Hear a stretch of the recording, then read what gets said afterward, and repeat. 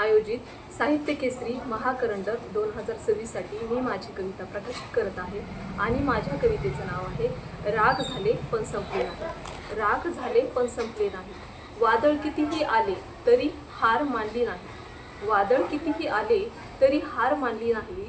तुटलेल्या स्वप्नांच्या तुकड्यातून नव्या आशाचा धागा विणते मी। वडिलांचा देह अग्नीत विलीन होताना पाहिलं तरी आईसाठी खंबीर उभी राहते मी। वडिलांचा देह अग्नीत विलीन होताना पाहिलं तरीही आईसाठी खंबीर उभी राहते मी। आईचे अश्रू पुसता पुसता स्वतःच्या डोळ्यातला पूर लपवला मी। आईचे अश्रू पुसता पुसता स्वतःच्या डोळ्यातला पूर लपवला मी। दुःखाने प्रत्येक वेळी मला मोडण्याचा प्रयत्न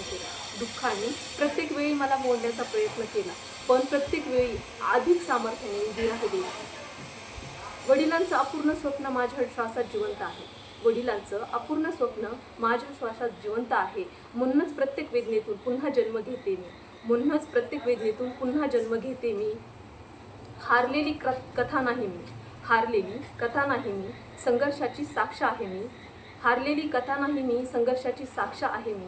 विझलेली ज्योत नाही मी, राखेतून पुन्हा पेटणारी आग आहे मी। राख झाले पण संपले नाही, धन्यवाद।